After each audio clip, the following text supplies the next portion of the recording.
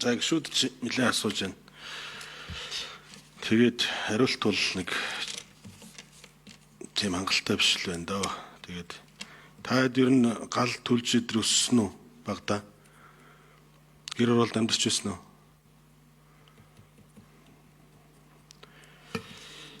За тэгээд сая тэр очрот гişүү өдөр яриад байна шүү дээ. Ерөөс хосолсон байдлаар дэлхийн нийт шийдэж байгаа. Тэгээд энэ сэргээгдэх эрчим хүчээр гадаа гэрэл түлгээ хийгээд тийм ээ. Нарлаг Монгол орны орон шүү дээ бид нар чинь бол. Тэгээд тэр нөгөө хоол цайгаа одоо юугаараа хийгээд тогороо хийгээд ингээд аль болох нөгөө төвийн эрчим хүчний тэр шугамсүлжээний ачааллыг л багасгах байдлаар ингээд хамтраад шийдчихийгээл одоо ингээд бүхэл эрдэмтэд ярьдаг. Тэгээд тав хүмүүс тэрийг хийхгүй л байна. Дээрээс нь коксын үйлдвэр Монголд хамгийн том үйлдвэр Өмнөг аймгийн Баян-Ус хүмд байгаа. Тэр үйлдвэрийг та бүхэн яагаад ашиглаагүй юм бэ? Энийг мэдэх хүн байна уу? Тэрний одоо хүчин чадал дээр бол асар том үйлдвэр байгаа. Тухайн үеийн улуурхай яам ойлгоогүй бас үйл ажиллагааг энэ дээр зогсоож ирсэн. Тэгэхээр энэ дээр одоо судалгаа байдгүй. Тэгээ газын машины татварыг яагаад нэмсэн юм бэ те? Энэ татварыг нэмснээс болж газын машин орж ирэх байсан юм байна.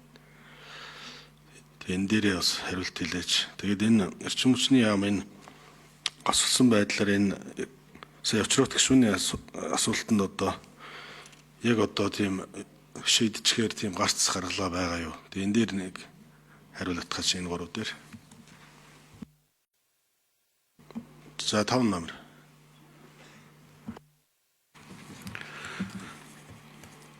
За газ дээр бол яам бол ахуйн төвшөнд биш төвлөрсөн дулаан хангамжийн системд газыг хэрхэн нэвтрүүлэх үү гэдэг дээр илүүдүүлэх үү ажиллаж байна. За ахуйн төвшнөөс гэхээсээ илүү энэ төвлөрсөн дулаан хангамжийн системийн алслагдсан цэгүүдэд газаар ажилладаг дулааны станцыг барина. За эдгээр дулааны станцууд нь бол голцоо халаалтын үйлдвэрлэлд ажиллана. Ойролцоох одоо бас нам даралтын зуухнуудыг нэмж холбох шинээр одоо ямар нэг одоо утаа үйлдвэрлэж байгаа ойролцоох аж ахуйн нэг барилга байгууламжийг техник нөхцөл олгож холбох ийм боломжийг бүрдүүлэх чиглэлд нь гол анхаарлаа хандуулж ажиллаж байгаа.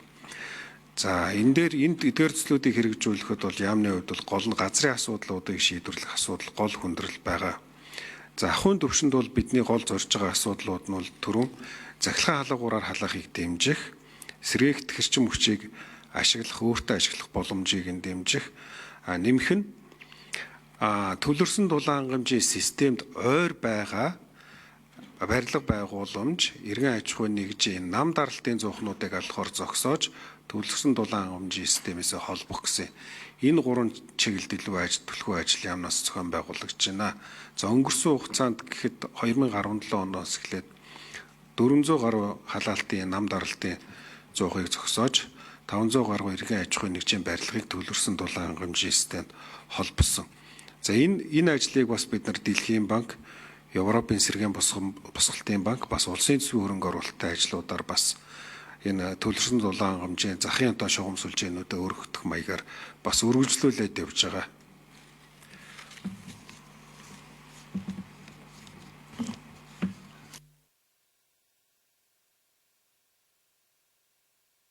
Энэ ажлын хэсгийн гишүүдээс өөр хариулах хүн байна уу?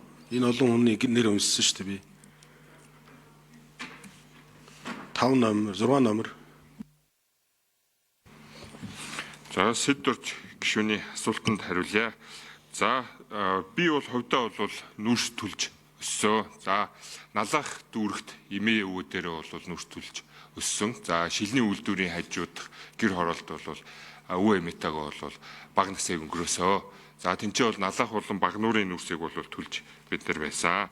За яагаад энэ үйлдвэрүүдийн асуудал коксны үйлдвэр хэм бол энэ дээр 5 толгой түвшинхэн хариулж байгаа. 7 номер. 5 толгой түвш Эрдэнэ 2. За кокс руу шилжих болсон шалтгаан ерөнхийдөө энэ 5 жил 6 жил хийгдэж ирсэн мэдлэгийн түвш. За барьцалдуулагч дээр шинжилгээ ухааны академийн химийн хүрээлэнтэй хамтарсан судалгаа хийгээд яаж энийг одоо сайжруулах уу гэдэг тал дээр үр дүн гаргая гэсэн ийм судалгаа хийлгэсэн. Үр дүн олигтой гараагүй учраас бид одоо кокс руу шилжих ийм шилжилтийг үндэсний хорооны шийдвэрийн дагуу эрдэмтдийн зөвлөл зөвлөсний дагуу ингээд шилжсэн. За энэ хугацаанд Багнуурын үйлдвэр технологийн паркын хүрээнд хийгдэж байгаа ян сэрдэг коксын үйлдвэр, за бөөрөлжүүдийн төсөл, энэ дотоодын аж ахуй нэгжүүдийг бас холбогдож санал юмыг авсан. Тэгэхээр одоо бэлэн болоогүй байсан. За өмнө говийн Сэдвэрч гишүүний асуусан тэр үйлдвэр бол одоо Хятадын хөрөнгө оруулалттай металлургийн бас коксын үйлдвэр байсан.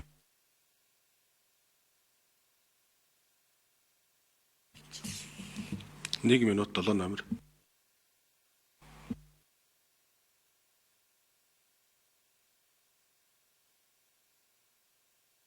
Долоо номер 1 минут. Энэ судалгааг ерөнхийдөө бас цаг хугацаанд нь бид хийсэн. Тэгээд тендерийг бол нээлттэй олон улсын гадаад дотоодын аж ахуй нэгж оролцох бүрэн боломжтойгоор бид тендерийг нээлттэй зарлалт сонгон шалгуулалтыг хийсэн.